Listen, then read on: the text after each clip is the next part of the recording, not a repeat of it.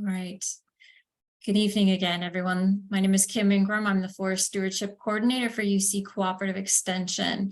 And tonight's session, we're going to be focusing on bioenergy. We have several guests with us tonight to talk about the current research in bioenergy, a particular Golden State Natural Resources project that is up and running. And also we have Tuolumne District 5 Supervisor Jaron Brandon with us to talk about the district's overview on some of the bioenergy and biomass projects that are going forward in Tuolumne County.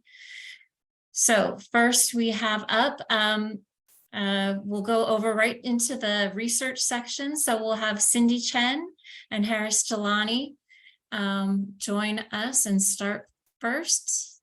And Harris and Cindy, you are of co-host status, and please go ahead and introduce yourselves. Yes, so I'll go ahead first, and I'm Cindy Chen. So I am the Woody Biomass and Forest Products Supervisor with UC Cooperative Extension. I'm currently based in Tuolumne County, so but I cover 6 counties in the Central Sierra Nevada region. My main focus is on, of course, woody biomass and forest products. So glad to be here today. Good evening, everyone. My name is Harris Gilani, and I am the Woody Biomass and Bioenergy Advisor with UC Cooperative Extension. I'm based in Riverside County, but I cover both Riverside as well as San Bernardino counties. My research is focused on investigating opportunities for woody biomass, particularly forest residues, from forest treatment options to produce different types of biofuels and developing biofuels market in the state of California. So really glad to be here, and I look forward to a very productive session.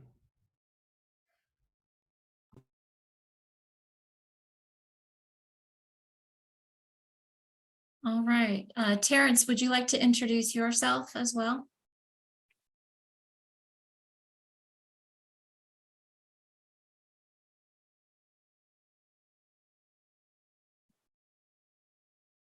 And you are on mute, Terrance.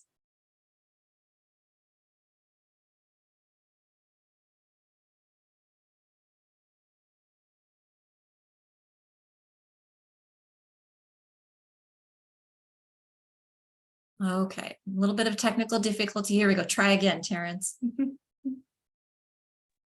There we go. I figured I should read into the fact that I was not allowed to get on screen for everyone's benefit. But my name is Terrance Rodgers. I work for Rural County Representatives of California, RCRC. We advocate on behalf of 40 counties throughout the state of California, 40 of the 58. And we have several affiliate entities under the umbrella of RCRC. The one obviously I'm here to talk about today is Golden State Natural Resources, of which I'm the manager of project development. And that will be what I think we'll review today. Just as a side note, RCRC, being that it covers 40 of the 58 counties in California, the vast majority of the forested lands in California are within RCRC member service area. And RCRC advocates on behalf of rural communities throughout the state. And when it's my turn, I'll talk a little bit more about GSNR. Thank you for the opportunity to be here. Thank you.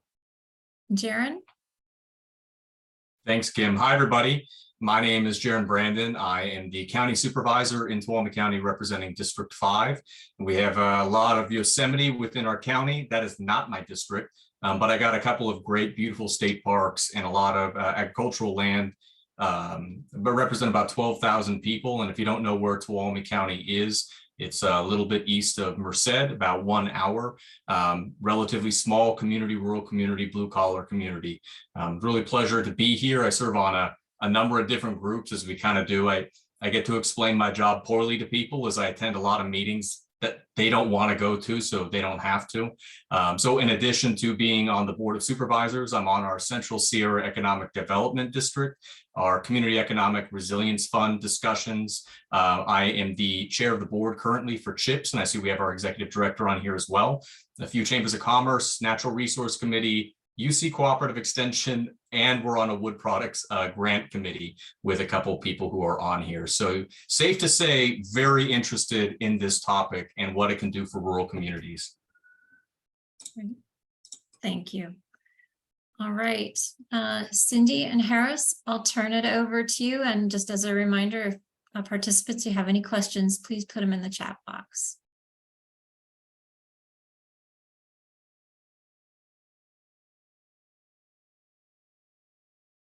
Okay, so I guess Harris and I will mainly be talking a little bit about the current research from a scientific, more of a technical and scientific perspective. And then after a talk, we'll turn it over to Terrance. And let's see. Well, if you don't mind, Harris, I'll just go ahead and start. Sure.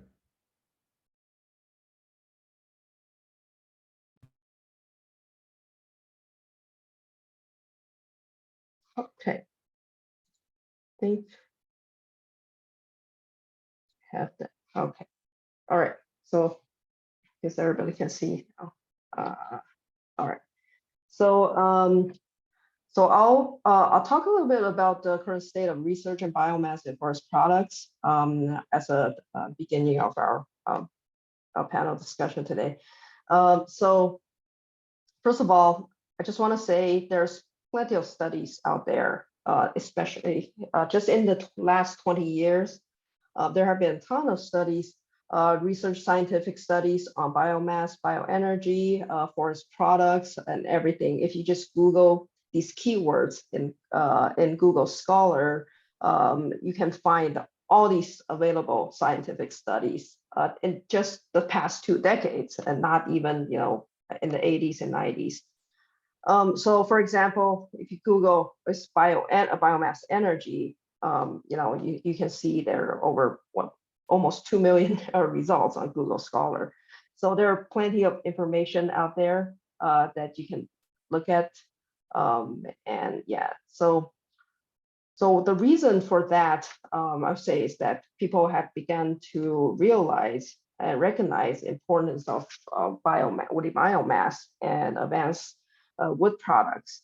So as we can see from this slide, we have biomass products such as, you know, particle boards, wood pallets, aviation fuel, electricity that can rely on woody biomass forest residues.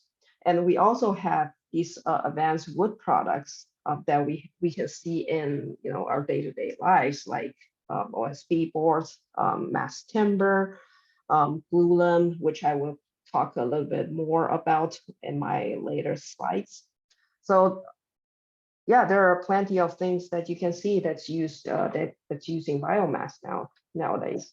So from a research perspective, we have the main topics that are being studied. Of course, there are plenty of topics being studied, but I would like to talk a little bit more about bioenergy, biomass-based products, and innovative wood products.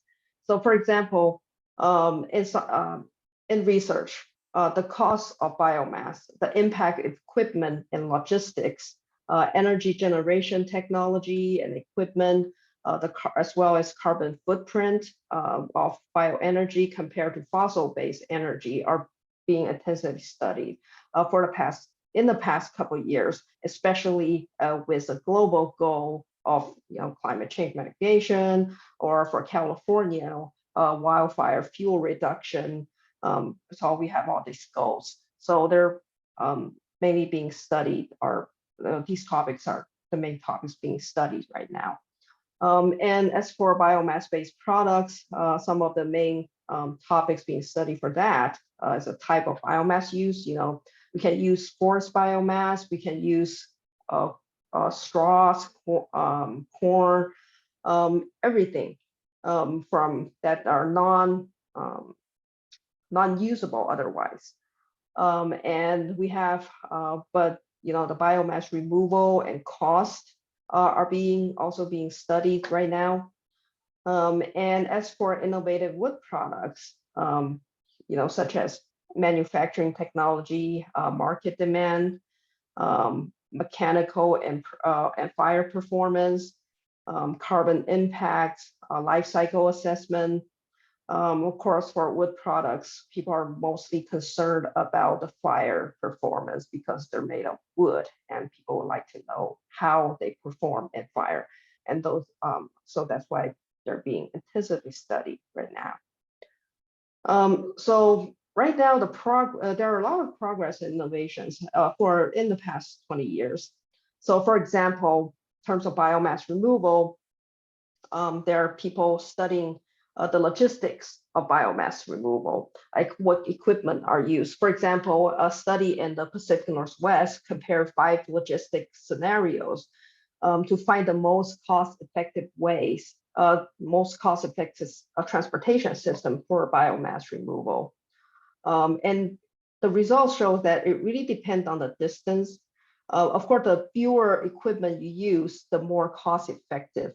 But it also has a lot to do with the distance that you're transporting.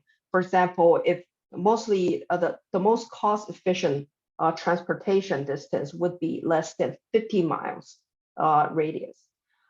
And the use of, so right now, people are still looking into the use of mobile equipment.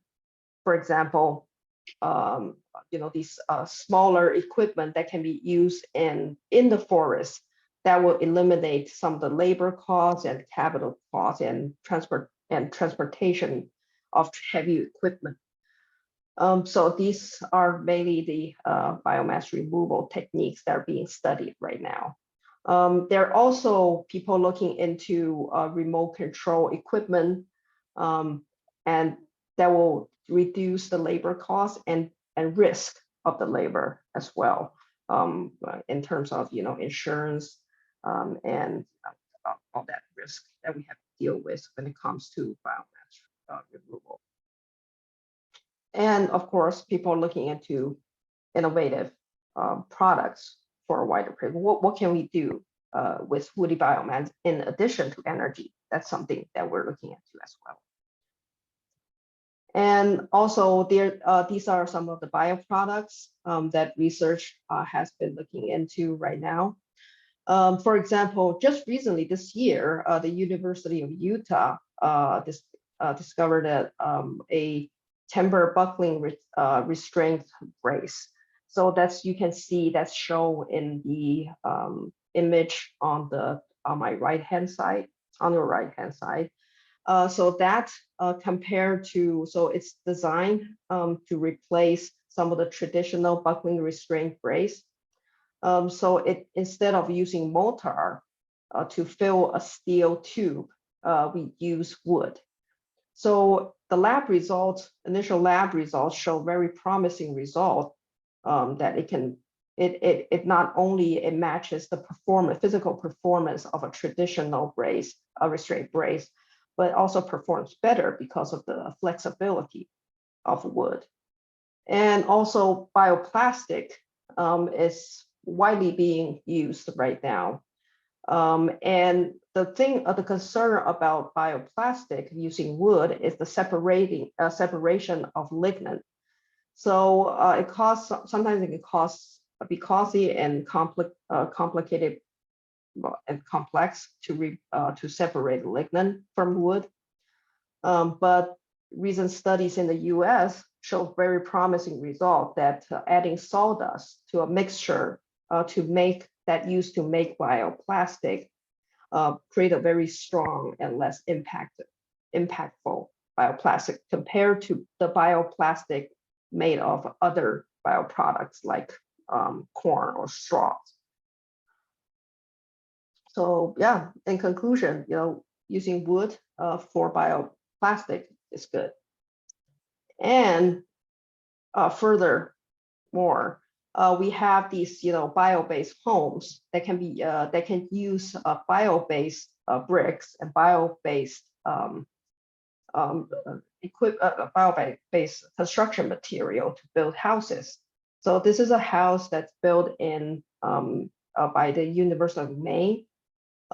This house is completely built with wood and woody biomass. We use everything that's bio-based, none of the concrete and steel. And so, yeah, so now it's making progress, and we're hoping that these materials can be more widely adapted in the construction industry. And at last, I want to talk a little bit about progress and innovation in wood products. So there are a lot of wood-based products out there. Immediately, I can think of paper, cardboard, particle boards, bioenergy, of course. The thing is that for from a product perspective and carbon storage perspective, the longer of the service life of the product, the more the less of carbon footprint. So we want to make long-lived products using wood. So that's why I want to talk about wood products, innovative wood products called mass timber, which is a large panel made of lumber, layers of lumber, and they can be used as structural components in buildings.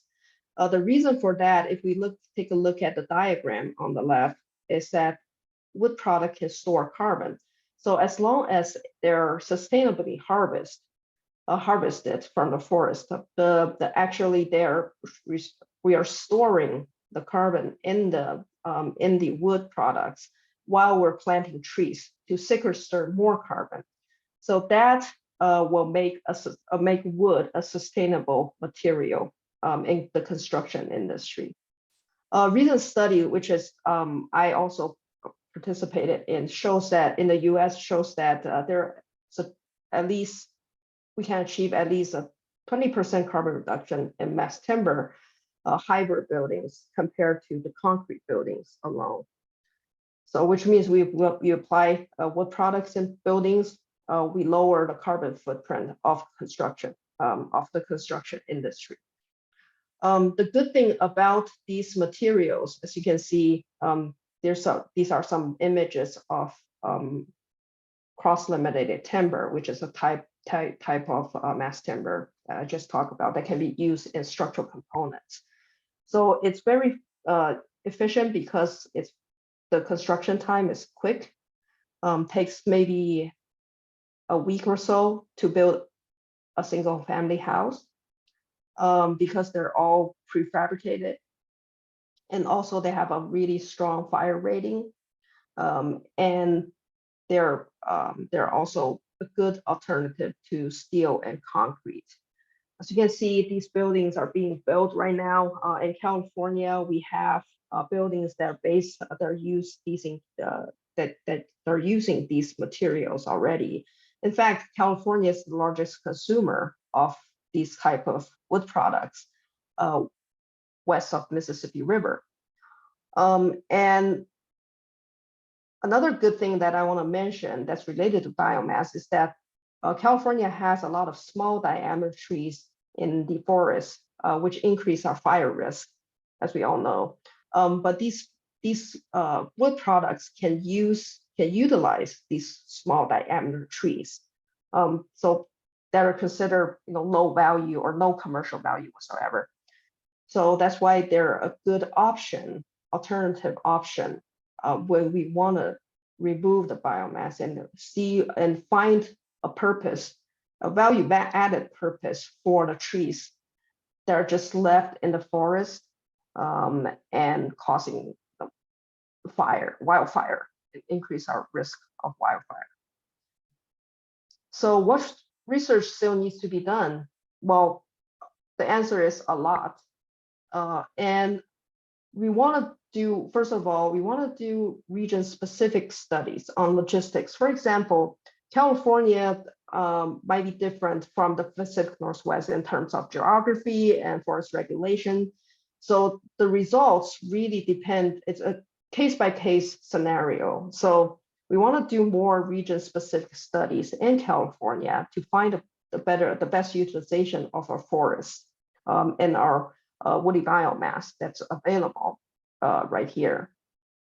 And we want to look into technology, exploring more options to find the best way to remove and most cost-effective way to remove biomass, as well as we want to look into economic aspect of developing facilities and improving manufacturing. How can these industry help workforce development in California? And we want to know how the community and local stakeholders can get involved in these industry and these projects. Of course, there also the market demand in California as well as the whole country. We want to seek a good market. We want to make sure there are a good market for these products, for these bio-based products, now and in the future. And we also want to look at continue to explore innovative products and energy alternatives. The thing is that we always want to find a balance between biomass removal and forest health. We want to reduce the wildfire risk, but we don't want to harm the diversity of our forests. So what's UCNR's role is that we are here to provide these assistance and applied research assistance and technical assistance to the communities that we're serving. So that's why that's one of the main reasons that we're having this panel discussion today. So I'm going to finish right here and I'll turn it over to my colleague Harris. He'll talk more about bioenergy. Thank you. Thank you, Cindy. I'm just going to share my screen.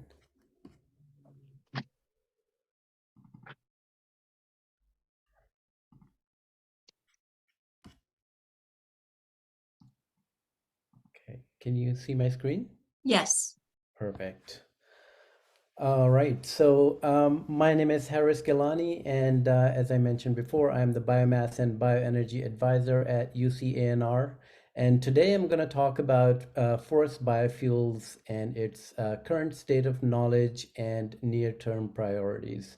So essentially, this presentation is divided in two parts. In the first part, I will focus on the hydrogen market in California, and some of the ways hydrogen can be produced. And then in the second part, I will discuss our recent research on the production of hydrogen and renewable gasoline using forest biomass, agricultural residues, and the municipal solid waste. So let's get started. So there are a number of different biofuels we can produce using woody biomass or other sources of biomass, such as agricultural residues or municipal solid waste. Cindy mentioned about sustainable aviation fuels that we can produce from woody biomass, but we can also produce renewable gasoline and diesel. We can also produce renewable natural gas as well as ethanol using woody biomass.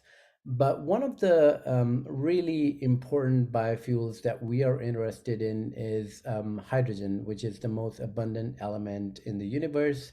And we think that hydrogen can play a very important role in the state of California, because you can think of hydrogen as a Swiss army of decarbonization, because it can decarbonize really hard to decarbonize sectors such as industry and buildings.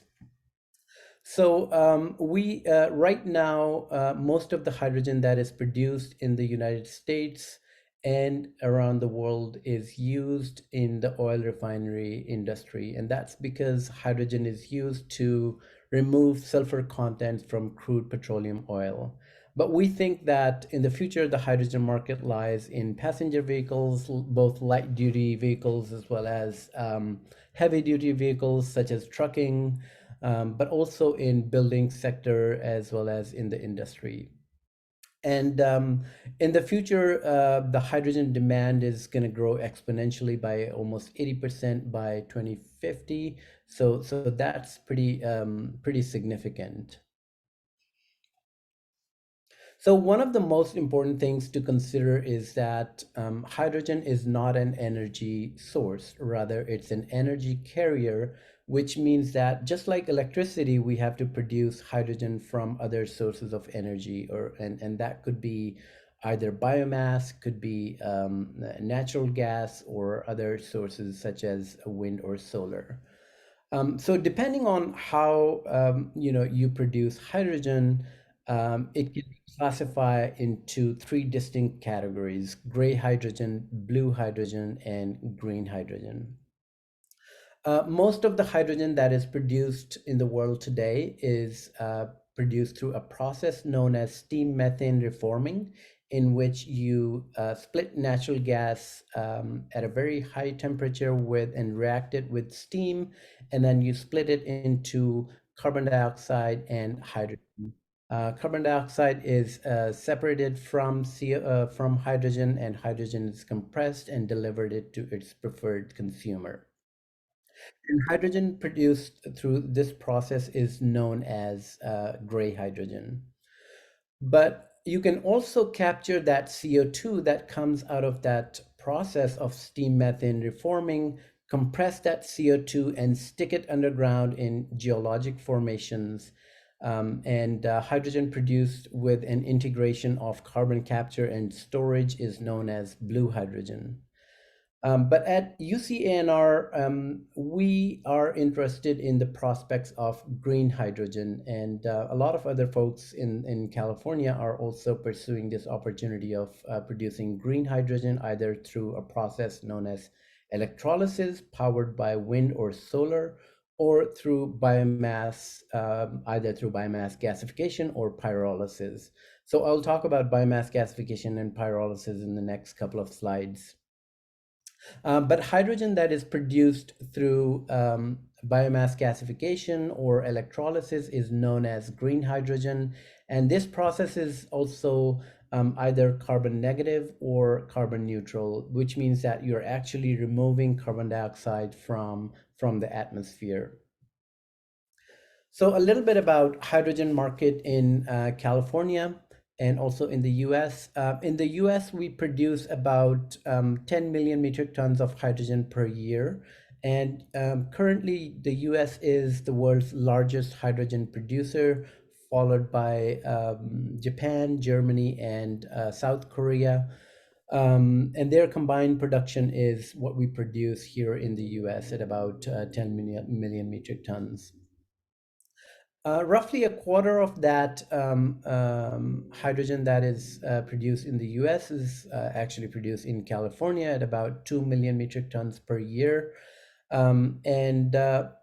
About 40% of this hydrogen in California is produced by a few large industrial gas companies such as Praxair, Air Products, and Air Liquide. So they have their own steam methane reforming plants. They produce hydrogen and sell it to the oil refineries.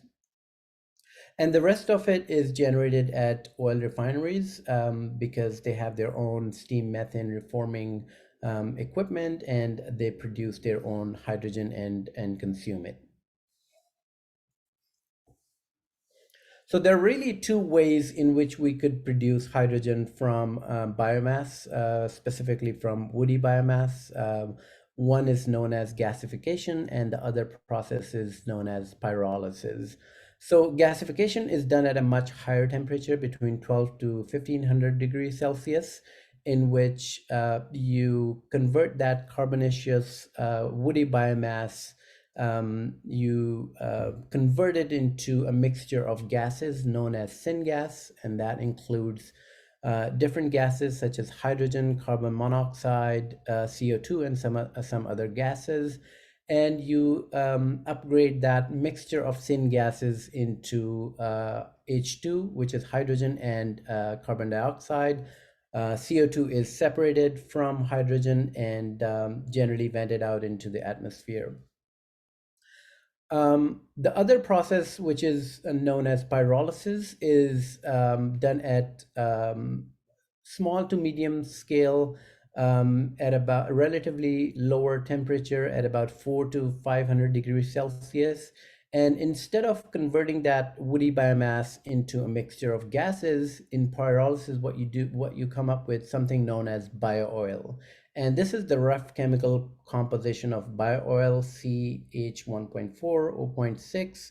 And then you can catalytically upgrade that biooil into a mixture of hydrogen and CO2, and then CO2 is separated from H2, and H2 is compressed and delivered it to its preferred consumer.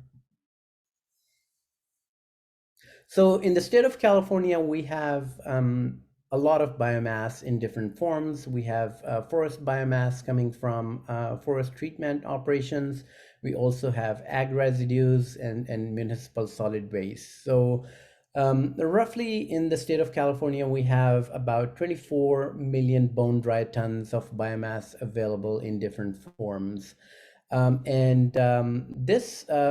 of that, about half of it is in the form of forest biomass. And what we estimated that this total forest biomass that we have here in the state is sufficient to produce about 1.7 million tons of hydrogen per year in the state. And that's roughly 85% of the current state demand, or 2 times the merchant supply that we're getting from these industrial gas companies. We also estimated the levelized cost of hydrogen from biomass using gasification, and they range somewhere between $2 to $3 per kilogram of hydrogen. And if you integrate carbon capture and storage with that, then it's somewhere between $3 to $4 per kilogram of hydrogen. So this is a recent research that myself and Professor Dan Sanchez from UC Berkeley conducted on techno-economic and policy analysis of hydrogen and renewable gasoline using 3 different types of feedstock. So the first one was forest biomass coming from forest treatment operations, and then we have ag residues and municipal solid waste. So you have these 3 different types of feedstock that are injected into these large gasifiers, and then, as I explained the process, in the presence of steam, this woody biomass is converted into a mixture of gases known as syngas, and then there is a little bit of gas cleanup, and then you add water to it, and then really you convert this carbon monoxide into a mixture of CO2 and hydrogen. And depending on the end product that you desire, you can either produce hydrogen or gasoline through the process of methanol to gasoline, or MTG. And the CO2 that comes out of this process can be, again, it can be captured, compressed, and stored underground in geologic formations. So we did a pretty comprehensive financial modeling in which we looked at these 3 different feedstocks and two different products, hydrogen and renewable gasoline, with and without carbon capture and storage. So we evaluated 12 process designs, and we developed a discounted cash flow model over a 20-year period, and calculated the net present value and the internal rate of return to estimate the profitability of these operations. So what we found was that whether you are producing hydrogen from forest biomass, ag residues, or municipal solid waste, whether it's hydrogen or gasoline, in most cases, it's going to generate a positive internal rate of return. And these internal rate of returns are have better values when you are integrating carbon capture and storage with these facilities, and that's because you're able to benefit from the subsidies that are provided under the state's low carbon fuel standard, as well as the 45Q standard, 45Q tax credit at the federal level. But one of the things that we found was that forest biomass is the least competitive feedstock, and when you are comparing it with ag residues or municipal solid waste, forest biomass is not able to compete with these other feedstocks. So in order for forest biomass to compete with ag residues or municipal solid waste, we identified a range of policy interventions to make forest biofuels more competitive. And these interventions include things like adjustments to the LCFS credit price or the carbon intensity of forest fuels, concessionary finance from the state, or providing subsidies for capital cost or the feedstock delivery. So we quantified the range of policy interventions for each of these policy areas that I just mentioned before. And I realize there's a lot of information on this slide, but really we want to focus on this last column here, which shows the quantification of policy interventions in terms of a range. So in order for forest biofuels to be competitive with ag residues and municipal solid waste, we need to increase the LCFS credit price by $41 to $75 per ton of CO2 equivalent, adjust the CI score, which is the carbon intensity score, by -19 to -76 grams of CO2 equivalent per megajoule, provide concessionary finance, which is also WACC in terms of percentage, 3 to 4%, provide capital subsidies for these facilities in the order of $17 to $33 million, and provide feedstock subsidies by $35 to $66 per bone dry ton. So in summary, we know that forest residues, ag residues, and municipal solid waste can generate positive financial returns. And that's mostly due to the financial incentives that are available under policies like low carbon fuel standard or renewable fuel standard, as well as the 45Q tax credit. But forest to fuels pathways have the internal rate of return between 1 to 14%, which is relatively good. But when you compare it with these other sources of biomass, it's the least competitive, and therefore we need to introduce the policy interventions so that the forest fuels become competitive with fuels produced through other biomass sources such as ag residues and municipal solid waste. So the next step in the state of California is really to commercialize these facilities. We have a pretty good understanding of the technology as well as the costs associated with producing these fuels. But what's lacking right now in the state is the commercial scale facilities that are producing these fuels at scale. And in order to get full benefits of a low carbon fuel standard and other subsidies, we need to integrate carbon capture and storage with these operations. So I'm just going to stop here, and I will turn over to Kim. Thanks, Harris. So we do have quite a few questions in the chat. I'm going to pull out one just to ask right now and then hold the rest to the end. But Harris, in response to your presentation, Jan asks, is the the projected 1.7 million tons of hydrogen per year going to continue even after forests have been made quote unquote healthy? In other words, will the supply of woody biomass remain the same?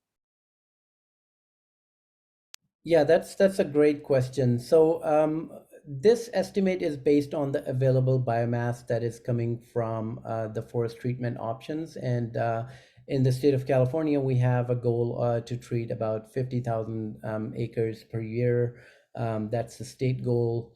So that is going to generate a lot of biomass, and this biomass, if we just leave it on the forest floor, that will act as that will increase the intensity of wildfires when they do happen. So it's really important to utilize this waste biomass, and we think that producing biofuels in an environmental friendly way is a way forward to utilize this biomass. Thanks, Harris. All right. Again, I acknowledge the questions and we will be getting to those towards the end. But right now I'm going to turn it over to Terrance. Kim, thank you. So what I'll do, I'm going to go through based on the agenda and talk about Golden State Natural Resources, a little bit how it came about and what it is that is the goal of the organization. Again, remember, I work for Rural County Representatives of California, RCRC. Under that umbrella are 7 different entities, and bear with me as I walk through them a little bit. It paints a picture of how we got here and why we got here. RCRC, it's the membership, the board is comprised of elected supervisors from each of the 40 counties. And as you can imagine, given the fact that the vast majority of forested areas are within these member counties, following these catastrophic wildfires we've been having, the question continued to come up at board meeting after board meeting: what can we do to try to help mitigate and stem the tide of these catastrophic wildfires? So, as this became a priority of the board, we endeavored to try to figure out some sort of opportunity, a commercially viable opportunity, which was a recurring theme, I think, in what Harris was mentioning, a commercially viable opportunity to take this low to no value, unmerchantable biomass that, is high hazard fuels causing these catastrophic wildfires, and turn it into a product that could operate in the black.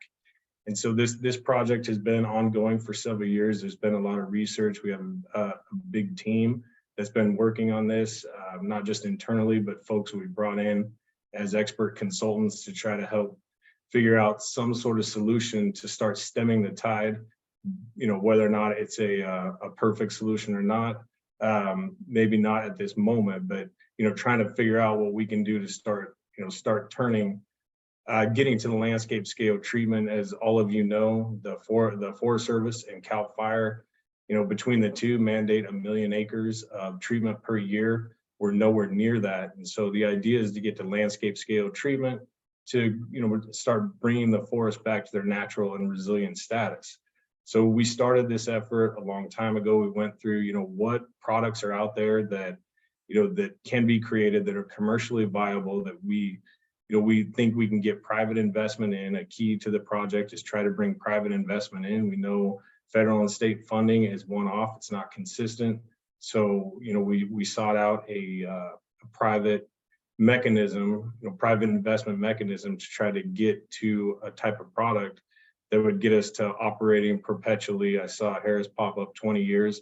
That was the goal in developing this project. And where we eventually landed was on the removal of this high hazard biomass material, manufacturing industrial grade wood pellets for use in either co-firing or replacing coal to create energy generation. Through the different entities in RCRC, one is Golden State Finance Authority. It's a California joint powers authority with a footprint that in effect covers the entirety of California, but as a joint powers authority, it's a political subdivision of the state. And through that, we were able to secure a 20-year mastered stewardship agreement with the U.S. Forest Service to cover all 18 national forests in California, to try to start getting to the point where we could get these biomass projects underway. We went through several feasibility studies, both on the biomass side and then cost analyses. I saw that question come up repeatedly. what's the cost? Obviously, biomass, the biggest challenge is it is very costly to get this work underway. And that's why we landed on this product, because in doing our cost analyses and several iterations, it did pencil. The big issue that, that we're facing is that we need a private partner to come in to fund this. Initially, the goal was to get to financial close at the end of June 30th. Unfortunately, we were not able to get there. The project has invested significant resources into, getting to that point. Given where we're at and the work that needs to be done in order to secure a private partner, we've brought some of those skill sets in-house. And RCRC being a community-based organization, there are two things that we're hyper-focused on now. I did want to go back. Kim had mentioned in the beginning, we're up and running. We're not up and running. We're in the pre-development phase. And so that brings us to our two priorities right now at GSNR. The first is to get it to an permitted and entitled status so that we have durable project agreements. GSNR has purchased two sites. One is up in Northern California in Lassen County, the other in Tuolumne County, just outside of Sonora at Jamestown. We have those two sites. And then with the manufacture of industrial grade wood pellets, the idea is that, with entering into long-term offtake agreements, that's going to fund the project. Those pellets are then exported to foreign markets that are currently utilizing this to co-fire or replace coal. So we have the two sites. We have Lassen, we have Tuolumne, and then the Port of Stockton. We're going through the permitting process right now. We have submitted permits to Lassen County. We're in the final phases of submitting permits to Tuolumne County, and then going through the final engineering and beginning that process at the Port of Stockton. So that's one leg, that we're pursuing in order to de-risk this project to secure that financial partner. Complementary to that, and where my focus is trying to catalyze the master stewardship agreement, so that we're beginning the treatment of these high hazard areas through utilization of biomass. The master stewardship agreement we believe that will be our tool to catalyze these forest treatment efforts. So right now we're focusing on a couple different efforts. The first is we have a supplemental project agreement with the Modoc National Forest that we're going through right now. We're seeking to get that to a NEPA decision so that we can start activity on a 32,000 acre plantation that's on the Modoc Forest to prevent catastrophic wildfire where these investments have taken place. That's one priority. The second priority is finding an existing current user of biomass that we have a potential opportunity to partner with to use this MSA to get this low, no value, high hazard material to that existing facility. And we're in discussions right now with private partners. And then third, in order obviously to catalyze, get to some near-term projects that, we can partner with local folks to try to get a project off the ground, all for the purposes of proving out this concept. California can get to the point of landscape scale treatment. So those are the two areas we're focused on. There's a ways to go. We continued discussions with private partners. Recently, the CEO retired, so there's been a transition to the current CEO of RCRC. That transition's gone very smoothly. But in a very quick high-level pitch, that's the purpose of GSNR. It's a forest resiliency company. That's at the heart of the work that we're doing. All the products and the higher value products and the opportunities that Cindy and Harris outlined, those are obviously great opportunities to try to catalyze work in the forest. I think in general, it's agreed that our forests need treatment in order to get back to their natural resilient status via many tools. We need all hands on deck, all the products that are being talked about. Why we landed again on this product is because there's a commercial opportunity there that would that based on our in-depth iterative cost analyses pencil and operate in the black, so that there's a private market solution to this intractable issue. And Cindy and Harris, I don't like presenting, so I look forward to the questions, but I just, I want to give, a very quick overview of that. I assume there'll be questions following, but, there's no need to probably on my end talk too much, other than I think it's an inquisitive group. So I look forward to discussions on that end. Thanks, Terrance. All right. Jaron? Great, thanks, Kim. I was going to tag into what Terrance said is, how strongly I feel qualified to sit on a panel with Harris and Cindy, who are PhD specialists in this field and had an amazing slideshow and all the statistics. Every now and then, I think elected officials who try to use our brain on these solutions every now and then. But really what I think brings me on there is talking about the communities and the impacts and the issues that we face. And I guess kind of maybe the heart of the discussion of what we're trying to talk about. So I mentioned, my name's Jaron, I'm a county supervisor, and I represent, like I said, about 12,000 people within rural Tuolumne County. And I think the challenge of being a rural representative, and that's where I'm going to focus and a little less on maybe some of the math there, is we end up trying to find really good problems that we can use to be able to solve each other. Because if you are a rural county elected official who is trying to support their community and you make the mistake like I did of running on a jobs platform and running on trying to address some of these seemingly insurmountable federal and giant market issues, you have to be able to come back with realistic solutions that aren't just what's perfect on paper, but what can actually work and what's going to help that community and follow in what the state says of a triple bottom line solution. How do we make something that's good for the environment, good for the economy, and good for the local community? How do we solve one problem with another problem or solve multiple problems at once? And recognize that they're very multifaceted. Got a bunch of notes because we have a ton of challenges as a rural community. Way back when we used to have train loads of tourist timber coming up. We used to export within the state some 3 times the amount of board feet we do currently. And this is something that with a lot of the industrial applications coming out of rural areas, we've seen a huge inequity come in one of the richest states in the entire union, talking about these areas that I'm 2 hours away from Sacramento. And yet we are dealing with sometimes more Appalachian-like economies. We're dealing with opioid epidemics. We're dealing with high costs of living, our own housing crisis, as people can't be within it, and yet somehow are often left out of many of the statewide conversations. I even saw in the comments some people saying, well, you know what? The jobs left, they're never coming back. What do I go back to tell the people who have lived here for generations, for hundreds of years? Before the state was even a state, my community was a community. That there is no opportunity, that these problems are insurmountable, or that if those communities didn't exist, that the forest burning down is not somehow an issue that otherwise we have to be able to figure out.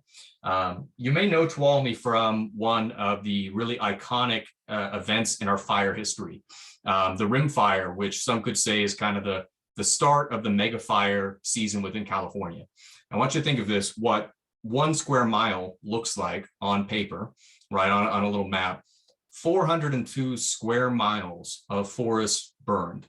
Within my county, we're about 1.3 million acres, 1 million or so of which is federal lands, about 76%. And that's land that we do not directly control. That's the land that puts us at risk. And the Rim Fire almost destroyed an entire community of ours, because we know that within our forests, we have something like 10 times the growth that would have historically been there. We look at forests and think, well, that's a very natural thing. It's got trees, bushes. Well, that's unfortunate. My roommate's cooking, so please just ignore that. I've got a fire alarm going. Anyways, with 10 times the forest biomass that has really built up, when the wagons were coming out, when the pioneers were coming out, it was a much more open area. We were not seeing this massive buildup, but the problem is the state's really good at firefighting. We put everything out for 100 years.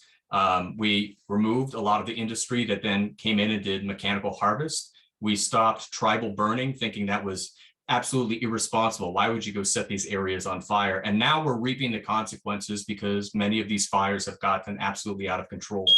Eventually, the goal has to be to restore natural fire to that ecosystem. But how do we get to that point while protecting the communities? And while I think addressing many of these other terrible but very good problems, how do we provide opportunity? How do we help people? So what are we doing within Tuolumne County? One of the biggest challenges in trying to address these it's going to get really annoying. Trying to address some of these issues has been a lot of times the clash we see within the state. That's been looking at the environmental lobby and the timber lobby and the building industry and labor, all going head to head and saying that there are no mutual solutions that we can agree on, that environmentalists and the timber industry and governments will absolutely be mortal enemies. The first thing that started within Tuolumne County, I probably was about 13 at the time, was the creation of a forestry collaborative called Yosemite Stanislaus Solutions, with the idea that the timber industry and the environmental lobby can basically work together to negotiate effective projects. We've seen massive dividends come out of that, including the Cerro project that we're very proud of. It's about 120,000 acres of fuel reduction within the county area, protecting communities, reducing fire risk. But all that fuel has to go somewhere. Right? Same if you go hunting, you want to make sure you use every part of it. Where we have a sawmill, we're lucky to have an existing biomass facility and trying to get small timber. We have a massive amount of material coming out of those forests. And the unfortunate truth is, if it's not large diameter lumber, which is the bread and butter of the timber industry, there are limited other purposes. We're trying to bring in some of those companies that can use the small diameter timber, that can be able to create industrial pellets to export, because previously what happened is much of that would be piled up, it would be burned in an open pit basically, and release that black carbon into the atmosphere. It was expensive, it was slow, and it's absolutely losing what is a very valuable waste product that we can be able to convert. So looking at, I think in particular, bioenergy and what that's going to add into that system, bioenergy and biomass in particular serves the role of being able to not only, I think, create energy, but support conservation efforts.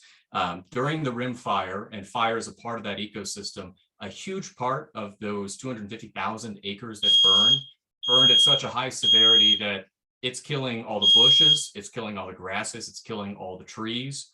What's for dinner? Yeah, apparently charcoal is what's for dinner right now. So I'm gonna have to go check, make sure they're okay. But that's very hard to focus. Of that, high severity fire really wiped out an entire ecosystem and moonscaped a lot of this land in a way that will never recover. Immediately afterwards, you start seeing shrubbery and invasive species coming in, taking over and choking out what were forests. They're not going to restore themselves. And we've had to spend a lot of money on fuel reduction projects to get rid of the snags and what's standing dead timber to be able to go and clean all of that out. By reducing the severity of that fire and being able to do some of the mechanical thinning, we're able to restore hopefully some of that natural fire cycle, if not broadcast burning yet, at least doing larger scale prescribed burning to reintroduce that to the environment, if we have a place to bring all of this biomass. It also has the potential of being able to, actually, can you just give me like 2 minutes, because I'm going to go punch that smoke alarm and just take the batteries out. Is that okay, Kim? Absolutely. All right, thank you so much. So Cindy and Harris, maybe while Jaron is tackling the smoke detector, you've had a chance to look at some of the questions in the chat. Do you want to address a couple of them while we wait? Yeah, so there are obviously a lot of questions. I'm not sure if I'll have time to talk about all of them. So first of all, I just want to make sure that some of the questions in the chat, I don't want to confuse the rest of the participants because some of them are, not necessarily all scientific fact. First of all, from a CLT perspective, I know there are a lot of debates about whether CLT is a good product, whether, my experience, I'll talk a bit, there are obviously a ton of studies out there. One thing that I want to mention about the Oregon State CLT building that collapsed is that, first of all, that's one building. And it's not because that CLT is a bad product. It's just because of that the amount of glue they use when manufacturing were calculated wrongly, incorrectly. So that's the main reason that caused the building to collapse. So I want everyone to know that. And CLT is not a new product.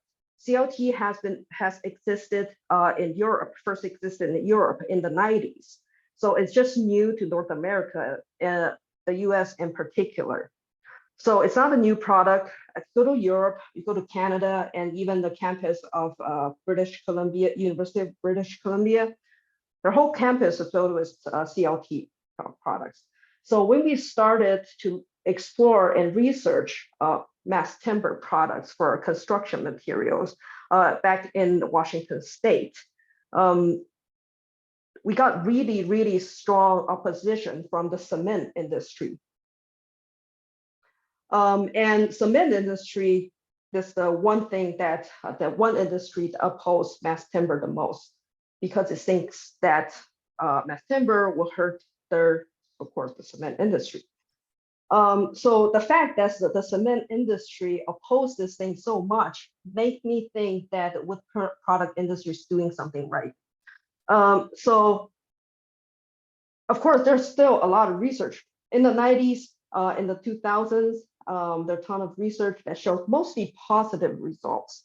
And even in the science community, there are a lot of debates for any products.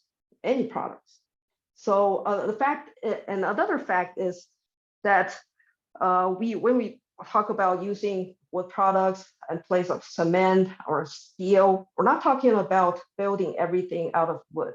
No, it's just that if you only replace a fraction of that building or fraction of the housing starts with some of these wood materials in place, non-renewable materials, it will make a lot of difference. And scientific studies have shown that. And also, so I want to put that out there. You don't have to agree, but I want to put that out there so people will have different perspectives toward wood products. And of course, in the internet, we can see everything on the internet now. So people will have, I'm sure people will have their own opinion about these things. And I think that's one thing that I want to say. Thanks, Cindy. Jaron's back with us, so I'm gonna let him. Great. Yeah, I'm just gonna. Thank you. We'll get to some more questions.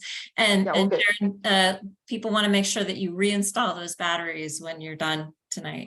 I think I might need a new smoke detector. Yeah. Anyway, thank you for that, and apologies for the interruption on it. Hopefully everybody's entertained by that. I did my best, but so I want to go back to the role of bioenergy and looking at what are the good problems we're trying to solve. One, I think, is forest resiliency and conservation. 2020 report came out talking about 30% of all state emissions came from wildfire that year. We have to be able to figure out a solution, but we can't simply just reintroduce fire. And that's our communities. When you say that they're burning down, that's a place that I live. We worry about this every year. The next, though, is looking to clean fleet, clean energy, basically transformation, where you're in an area like mine that doesn't have natural gas. We're very propane reliant, where the grid is extremely unreliable. We look to hydrogen or ammonia and some of these other types of fuels that can be generated from it as not only trying to address our grid resiliency and energy resiliency in amidst a very, I think, unpredictable climate in the future, but also looking at for industrial applications or anything coming in, even down to looking at replacing backup generation. We need to have a viable alternative, both technologically and financially.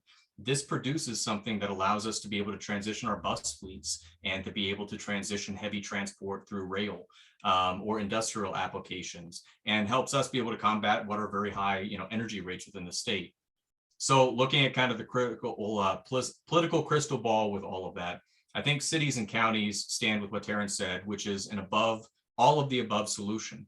We all have very unique conditions, and to address SB 32 goals and climate change and local economic kind of resiliency, we need to have these very dynamic real world solutions that can be able to help people. We have a lot of good intentions in the legislature, and we also have a lot of new legislators. And I don't expect where 70, 80, 90% of the political power of the state is within urban areas. A lot of understanding of maybe what we face kind of in the local conditions here. We've had a lot of bills that are talking about the color coding system for hydrogen that where we have a great project coming down that may take 6, 8, 10 years to be able to permit, is extremely disruptive, even when it is otherwise rated #1 by the Department of Conservation and is getting money based on how much carbon it's going to take out of the atmosphere. It's impossible to plan with that, especially while we're dealing with kind of unclear policy environment. And I think the challenge of that is sometimes there's an ideology around the environment as opposed to looking at, I think, the science of how much is it actually moving in metric tons, even if it's emitting carbon, but it's removing it because the alternative is so much worse. That is something that is a clean technology we need to be implementing and looking into. So specifically talking about what we're doing within our county, one project I'm very excited about, it's near my district, right in the south side. It's called Yosemite Clean Energy. And it's roughly a biomass gasification system, 2-step process that makes syngas, is able to produce that in a very clean way and produce something like 24,000 kilograms of hydrogen per day, which is enough per year to handle anywhere from about 2,000 to 5,000 acres of these forest land fuel reduction treatments that we're getting. That is estimated to reduce the carbon emissions into the atmosphere by about 40,000 tons per year. And that's not going to change everything overnight, but having across the state and all of the federal forests, my county only represents about 5% of the federal forest that we have in the entire area. And you don't want to transmit these over a truck, 2-3 hours. You want to have it within the space. We're talking about something that can really, I think, add a lot to our energy resiliency, fuel reduction efforts, and the local economies. We're also working, as Terrance mentioned, on the pellet plant that I think in the global sense really will offer another outlet for these, but taking what are previously very dirty fossil fuel power providers and being able to clean that up and provide these co-benefits. And then lastly, we're also looking at solar, and we'd be looking at hydro small scale where there's opportunities for it. Again, it's not about just one technology, it's all of the above of what we can do. So I want to kind of close on opportunities in the future. We've got really great problems to solve here, especially where we're looking at the grant funding that's trying to talk about past economic inequities that have created a lot of hardship in communities like mine within the state of California. And I think it's kind of an embarrassment that we have the level of poverty that we see within these communities. And again, one of the richest states in the union, one of the richest areas of the entire world. With that money available and the SURF money, there's some $600 million to be able to do these plans, to talk about how can we make these aggressive state goals that are right now a difficult thing to reach, and actually an asset for us locally to solve some of these other issues. And we've been working very hard to set up those local partnerships to be able to get the environmental community and industry and public agencies all to work together. We have an opportunity to break down, I think, inequitable systems and rebuild that in a way that works to be able to achieve those goals. And this is what I'm really excited about. As somebody who has been in this for 2.5 years, all of 2.5 years, I envision this future where we're able to not only make our forests safer and better for wildlife and safer for communities, but we're able to use that equipment that's maybe charged off of a biomass facility that's powering the area, that's able to be fueled with hydrogen, that's able to go down and be creating value-added wood products from small diameter timber to, glulam, CLT, all the things mentioned, able to build the rest of the state to turn buildings that were carbon intensive, made out of cement and steel, into carbon sinks, to transport all of that along heavy transportation infrastructure with rail and semi-trucks that is carbon negative with the fuel that they operate on, and see this continuous system that is overall very good for the environment and good for our air and good for these communities that they're in. That's what I really hope for, is how do we make these aggressive goals work for rural communities? And I think bioenergy is absolutely a critical component of that. So that's my whole spiel as far as my notes go. I appreciate that.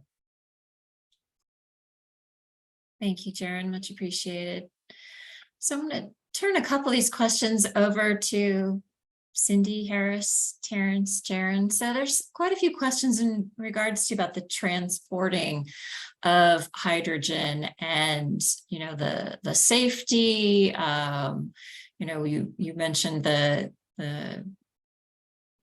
appropriateness of being close to a facility to be more cost effective and efficient, but what about transporting it over longer distances? And has an emissions profile of transporting this from source to plant to chipping and all of that been done?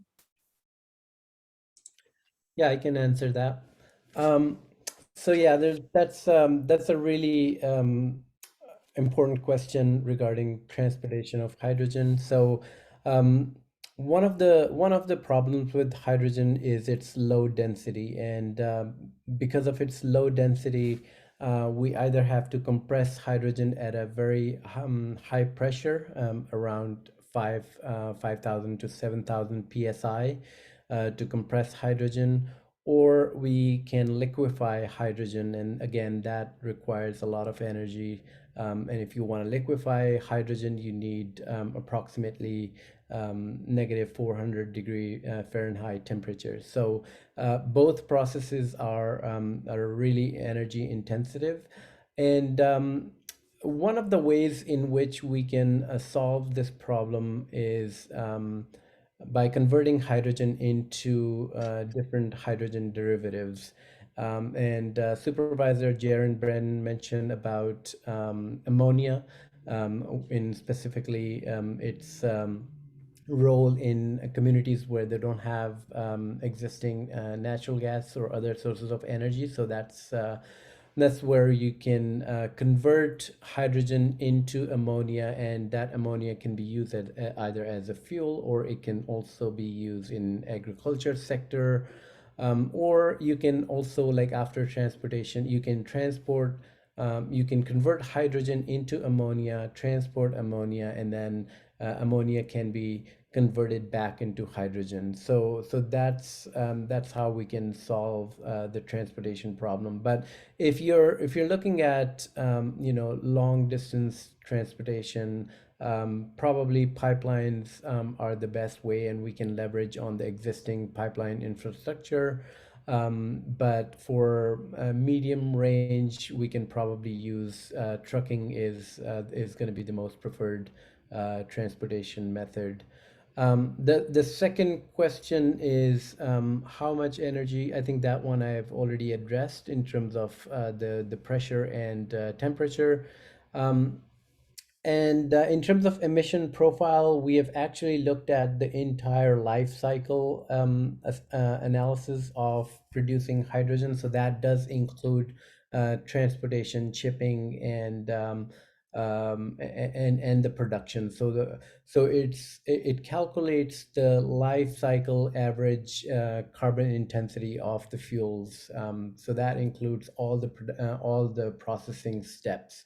So what we found was that the carbon intensity of hydrogen from forest biomass without carbon capture and storage is around 30 grams of CO2 equivalent per megajoule. So just to put in perspective, gasoline is about 100 grams of carbon dioxide equivalent per megajoule. Ethanol is about 80. So this forest biomass is about 30.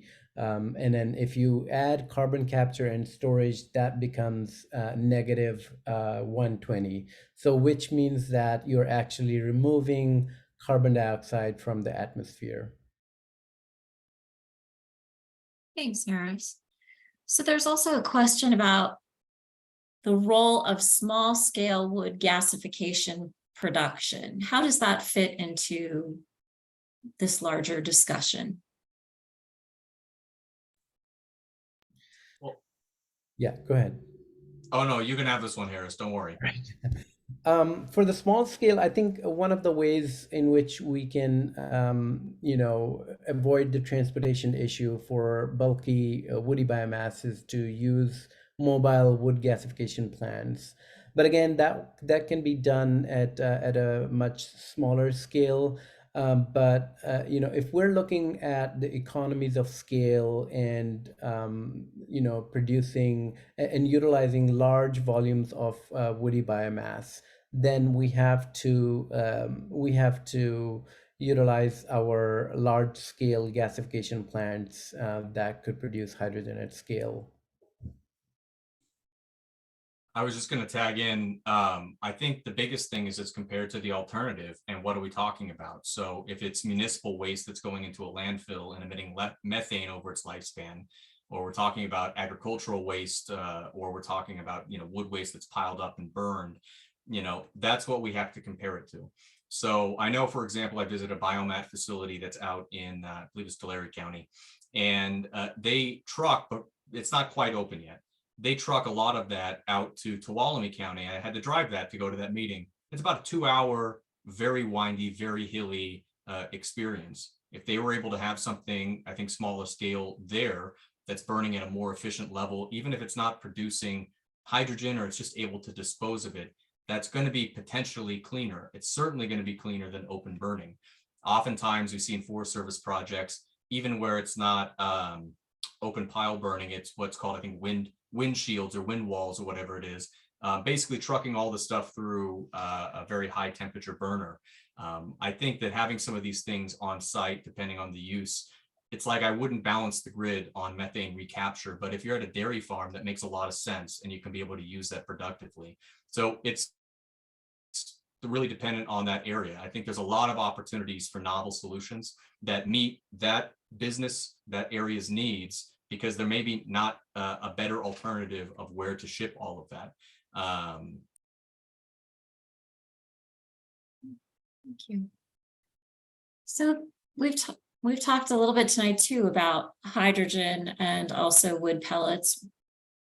Is there a kind of a quick pros and cons between the two? So in other words, what are the trade-offs between them as the final product in terms of economics and greenhouse gas emissions?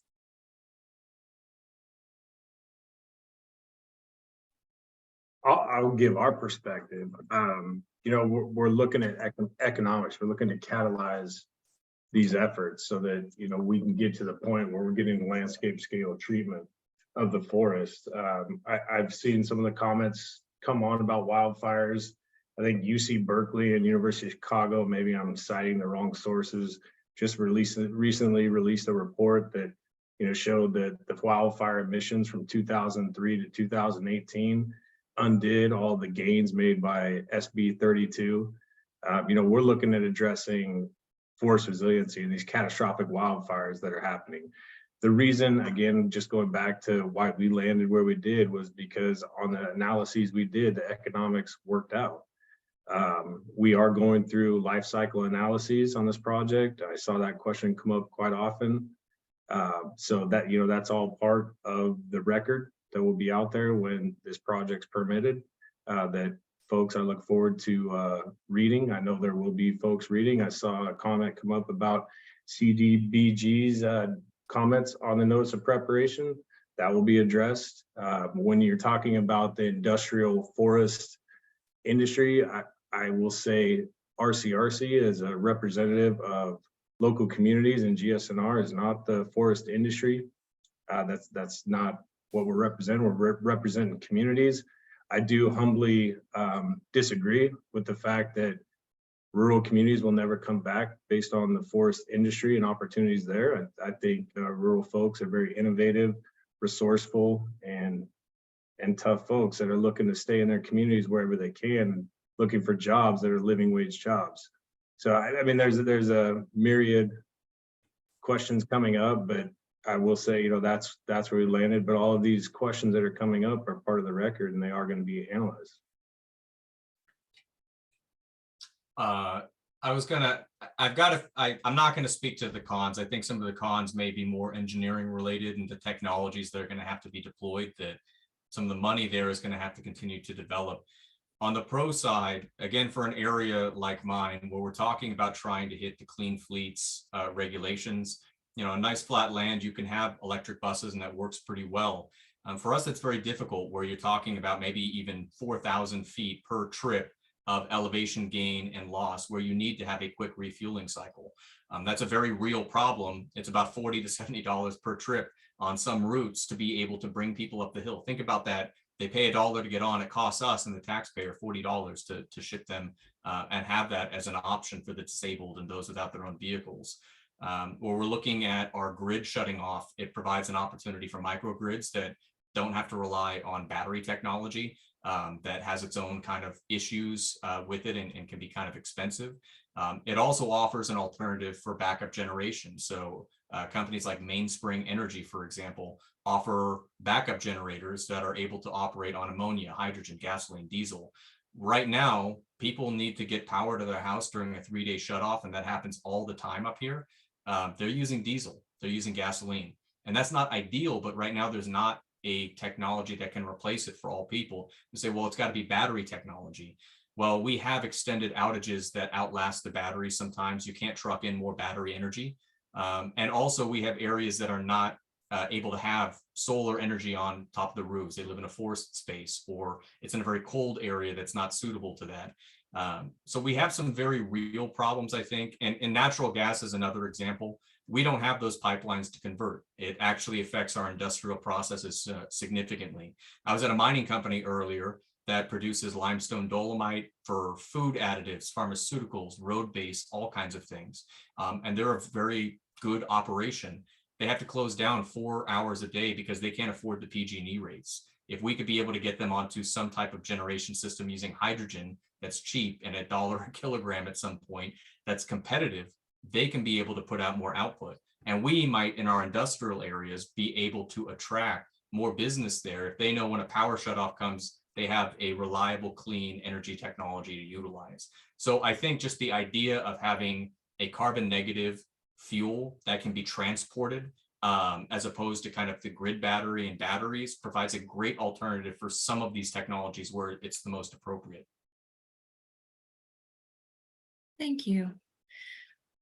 So there's also been several questions in terms of foreign markets and providing wood pellets to foreign markets and the cost of transportation and greenhouse gas emissions involved in that process. I'm interested to hear from Cindy or Harris some thoughts on that. So I'll give my 2 cents. I'm not a market expert, but I'll give my 2 cents. Again, I just want to give some opinions, different perspectives to this conversation. I'm sure everyone has their own opinion on this. But from my experience, that the US already export a ton of energy to countries like Japan, for example. So right now, because like I think the question said, for example, Japan has a goal of reducing their fossil fuel usage. So they're, instead of importing fossil-based energy from the US, they're looking into importing wood pellets instead that are considered green energy. Of course, all trades depend on the foreign policy. So not just wood pellets, other energy. If we're exporting just traditional, conventional energy, it also depends on foreign policies and foreign trade agreement and all that. So the thing is, so right, at least at this point, when we're exporting wood pellets to other countries, we're just exporting the same energy source. It just, the same amount of energy, but different type of energy. So, and so I hope that answered a little bit about your question, and also in terms of transportation costs. You did a study in Washington State, actually, the transportation costs of trading energy, exporting energy to other countries compared to conventional energy, and where we compare wood pellets and conventional energy, the cost is really not that much different. So that's so hopefully that answers a part of your question. And Paris, did you have anything to add to that? No, I think I totally agree with Cindy, but there is another question on CI score that I wanted to answer. So Jan mentioned, how do you modify CI score, and can you explain a bit more? So in our study, when we looked at 3 different types of feedstocks, ag residues, forest biomass, and municipal solid waste, We found, and one of the reasons that the fuels produced from municipal solid waste were the most profitable, even though it's the dirtiest feedstock in terms of it's the mix of trash. But municipal solid waste benefits greatly from the avoided methane emissions. So when trash decomposes, it emits methane, and if you are using that trash to produce biofuels, then obviously you're avoiding those emissions. But on the other hand, forest biomass, when you look at the carbon intensity of forest biomass, they are not benefited by the avoided emissions. So when you have forest fires, then all the carbon dioxide that is in the wood waste, that is emitted into the atmosphere. But when they calculate the carbon intensity of forest biomass, then the avoided emissions are not accounted. So that's why one of our recommendations in the study was to allow avoided emissions in the forest biomass feedstock in order to make it competitive with municipal solid waste. And that's how you can adjust, you can lower the carbon intensity of forest biomass. And if you have the lower carbon intensity, that means your LCFS credits would go up, and in turn, your revenues would go up as well. Thanks, Harris. Jaron, you had a comment? I did. I really wanted to address actually Craig's comments in there, talking about living within a forested community and the opportunity, and say, I think it's absolutely flat wrong. As Terrance had kind of mentioned, I think earlier, there's real issues within, I think, rural communities economically, but it's not inherent that somehow these communities cannot see an industrial revival. They can't take advantage of new technologies. I think that's the thinking that has kept them behind for a very long time. What holds back many of these communities was the loss of sawmills and the infrastructure to actually do this. While we saw a lot of imports coming in, the state right now is looking at carbon tariffs on some of these outside areas that may have lower environmental laws and are not trying to take as much care as we do, that could have huge impacts for rural communities. You look at that and other bills like AB 2446, that's talking, it's an SB 232 kind of corollary, that in the future, they're looking at 2030, 20% of all building and construction materials being either recycled or green renewable. And by 2035, 40%. So just looking at 100,000 homes constructed per year, I know the governor has set, I think, what was it, a 3.5 million home goal eventually. But just going with the real world numbers, we're talking about potentially millions of tons of building materials that will have to be generated within the state. And the fact is, San Francisco does not have the wood products and sustainable natural resources to be able to produce a lot of that. And we're not always very good at recycling and creating the highest quality material. A lot of stuff is not effectively done with that. So I see this huge opportunity for rural areas to be able to take advantage of these state legislative goals with the planning money from the state to access it, if we have legislators that do consider kind of our issues. And there's no reason to see that we can't utilize what we have a lot of. Now, Kern County, one area, has something like 60%, I think, of the renewable energy and like 70% of the fossil fuel energy within the state. Why can't an area like mine, through bioenergy, through solar energy, see massive investments that creates jobs within our area, where we're able to ship all of this along the rail system? A lot of these other rural communities, they're struggling because not only did they lose their sawmill, they lost a lot of the rail scrapped during World War II so that they could make bullets. They lost a lot of the younger people because they couldn't build housing due to environmental regulation. I think it's something that we can be able to, the state has a responsibility, I think, in terms of social and economic justice, to invest in these communities, but I think they bring something to the table, and it absolutely can happen. I'm not saying it's going to be easy or it's the easiest place to invest in, but what's the alternative? Do we simply acknowledge that these will be impoverished communities and we leave these resources to not be utilized and move everything to the cities? That to me is not a solution. Thank you, Jaron. All right. I want to thank all of our speakers tonight. Much appreciated. I'm going to go ahead and stop the recording.